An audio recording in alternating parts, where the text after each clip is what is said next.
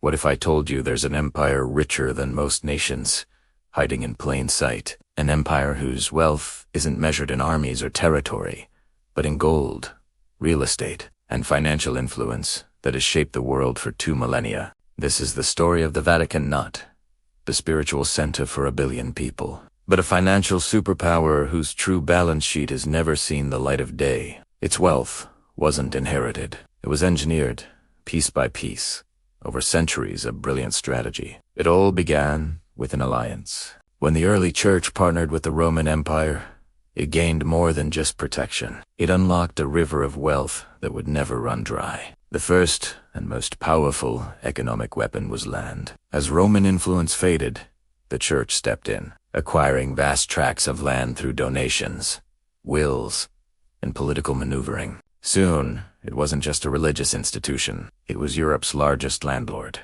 a position it holds to this day. But land was just the beginning. The real genius was turning faith itself into a currency. They mastered the art of converting spiritual authority into cold, hard cash. How? By creating systems that looked like religion but functioned like taxation. The tithe, a mandatory 10% donation, was just the start. They understood human psychology better than anyone. They knew that fear and faith were powerful motivators. Guilt over sin, hope for salvation, these deep human emotions were channeled into a revenue stream. This led to one of the most brilliant and controversial financial products in history: the indulgence. For a price, you could buy forgiveness, reducing your time in purgatory. It was a genius business model. The poor of Europe, desperate for salvation, unknowingly funded the construction of magnificent basilicas and filled the Vatican's coffers. While public sermons preached poverty and humility, the institution was quietly building a financial empire. It was a masterclass in masking economic strategy with religious justification. The church became a silent partner in the power struggles of medieval Europe, its wealth influencing kings, funding crusades, and shaping the destiny of empires. As Europe moved into the Renaissance, the Vatican's financial system evolved. It formed a hidden network with the powerful banking families of Italy, like the Medici. Secret agreements were made in back rooms, financing wars, arranging royal marriages, and controlling the flow of money across the continent. This is where the lines blurred completely between the sacred and the profane. The Vatican wasn't just a spiritual guide. It was a player, a central node in a web of power and money that spanned all of Europe. Its public morality preached against usury, the lending of money at interest, while its private bankers mastered it. Scandals that would have destroyed any other kingdom only made the Vatican stronger and its operations more secret. When criticism grew loud enough to spark the Protestant Reformation, the church lost followers, but it never lost its grip on wealth. Losing territories simply forced an evil. It pivoted from a land-based empire to a modern financial one. The turning point came in 1929 with the Lateran Treaty. Mussolini's government, seeking the church's endorsement, recognized Vatican City as an independent state and paid it a massive settlement for the loss of the Papal States. Overnight, the Vatican was injected with a fortune nearly $1 billion in today. Money, and it used that seed capital to dive headfirst into global markets, stocks, bonds, real estate. The Holy See became a major international investor. This new era gave birth to the Institute for the Works of Religion, better known as the Vatican Bank. Officially, it's meant to manage funds for religious orders. In reality, it became one of the world's most secretive and controversial financial institutions, a shadow bank operating outside of international regulations.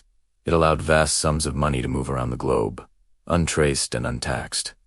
For decades, it was untouchable. Scandals erupted, linking the bank to the mafia, money laundering, and covert political operations during the Cold War. But its walls of secrecy held firm. And then there's the wealth you can see, but can never truly value: the priceless art. Michelangelo's Sistine Chapel, masterpieces by Raphael, Da Vinci. These aren't just cultural treasures. They are assets, untouchable, unsellable, and therefore infinitely valuable. They are wealth stored in plain sight, an immense portfolio that never appears on any official budget. The official Vatican budget, which often shows a modest profit or even a deficit, is pure theater. it accounts for only a tiny fraction of the whole picture. It doesn't include the bank, the global real estate portfolio, the priceless art, or the billions held by religious orders around the world. The Vatican's model of power is timeless. It's a blueprint now used by modern corporations and even governments. Create a powerful, unifying symbol on the outside: faith, freedom, progress, while the real machinery on the inside is all about accumulating wealth and influence. The symbolism becomes the mask, and money becomes the true motive. So, the real question isn't how many billions the Vatican owns. We will likely never know the true number. The real question is how an institution can control so much, influence so many, and shape history for 2,000 years, all without ever revealing the true source of its power. There's an empire hiding in plain sight, an organization so powerful its wealth is measured not just in dollars, but in influence that has shaped history for 2,000 years. This isn't a government or a corporation. It's the Vatican, and its true financial power is one of the best-kept secrets in the world. What you see is faith, symbolism, and ancient tradition. But what if I told you that behind the religious facade lies one of the most sophisticated financial systems ever created? This wealth wasn't just inherited. It was engineered step by step, over centuries. It all started with a brilliant strategy. Early alliances with powerful empires, like the Romans, unlocked unstoppable flows of money and land. Land ownership became the church's first economic weapon. As its spiritual authority grew, it did something revolutionary. It converted fear and faith into cold, hard cash. Systems that looked a lot like taxation, sucastites, were established, drawing wealth from every corner of Europe. The church learned that you don't need armies when you have psychological control. It figured out how to profit from guilt, hope, and belief. Soon, the Vatican became the largest landlord in Europe, with its properties stretching far beyond religious borders. But the real masterstroke was the invention of indulgences. Suddenly, sin had a price tag. People could pay for forgiveness, and Europe's faithful, from the richest nobles to the poorest peasants, unknowingly funded the construction of a financial empire. Every prayer, every confession, and every donation was channeled into a system designed for growth. Publicly, it was about saving souls. Privately, it was about building an economic powerhouse.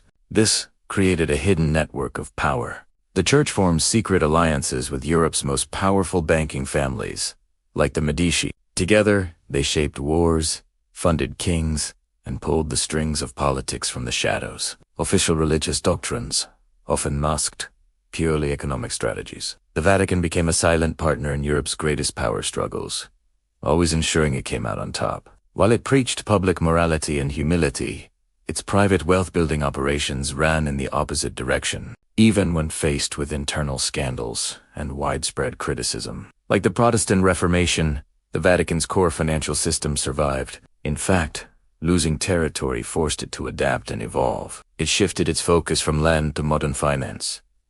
Then, in the 20th century, a political treaty with Italy, the Lateran Treaty, restored its financial strength almost overnight, creating the Vatican city-state and its own bank. This institution, known as the Institute for Works of Religion, or the Vatican Bank, soon evolved into a shadow financial institution. Global funds began moving through its channels, protected from the scrutiny that other international banks face. In the decades that followed, scandals linked this secretive system to a dark world of organized crime, intelligence agencies, and covert political operations. At the same time, the Vatican accumulated a priceless collection of art and artifacts. This isn't just culture. It's untouchable wealth, stored in plain sight, its true value never appearing on any official balance sheet. The Vatican's official budgets are famously modest, but they are a masterclass in misdirection, hiding the real scale of its global assets in real estate, stocks, and gold.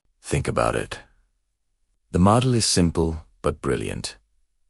Use a powerful, unquestionable ideology as a shield, while building a financial empire behind it. Symbolism on the outside, money on the inside.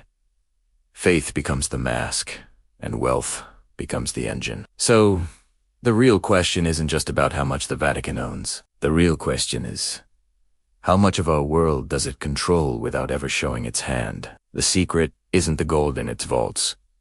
It's the system it perfected. A system of influence so powerful, it remains hidden in plain sight. Thanks for watching. If you want to uncover more hidden truths, make sure to subscribe.